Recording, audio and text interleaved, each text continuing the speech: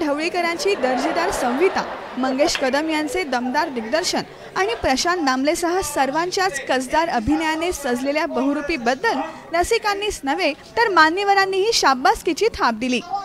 खरोखरच कौतुक करण्यासारखं आहे प्रशांतचं की बहुरूपी हे नाटक आणि नाटकाचं नाव सुद्धा इतकं अप्रतिम आहे आणि त्यात प्रशांतचा अभिनय आणि सगळ्यांचा बाकीच्यांचा अभिनय अतिशय चांगला वाटला मला। मी एवढंच सांगू इच्छितो की प्रशांत हा अतिशय वेगळ्या प्रकारचा वर्सटाईल आर्टिस्ट आहे आणि अशाच प्रकारची त्यांनी नाटकं आणून आम्हा सगळ्या प्रेक्षकांना आनंद द्यावा। साहित्यामध्ये एखादं नाटक असं जन्माला येतं, एखाद्या मातीमध्ये असं एखादं नाटक जन्माला येतं, एखाद्या संस्थेच्या आयुष्यात असं एखादं नाटक जन्माला येतं, एखाद्या कलावंताच्या आयुष्यामध्ये असं एक नाटक जन्माला येतं की ते नाटक त्याच्या आधीच्या सर्व नाटकांचा ठसा पुसून एका वेगळ्या बहुरूपाचं सोंग जनमानसामध्ये कायमचं उमटवून जातं। प्रशांत दामले यांनी आजपर्यंत जे विक्रम केले त्या सगळ्या विक्रमांपेक्षा उजवं असणारं असे बहुरूपी नाटक मराठी रंगभूमीवर एक मैलाचा दगड ठरेल।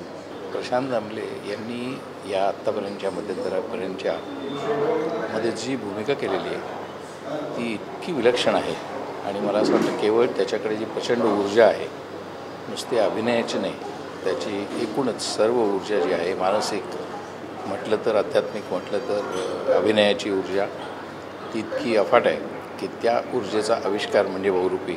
बहुरूपीमुळे पुन्हा एकदा मराठी रंगभूमीला वैभवाचे दिवस प्राप्त झालेत असं म्हटलं तर वावगं ठरू नये।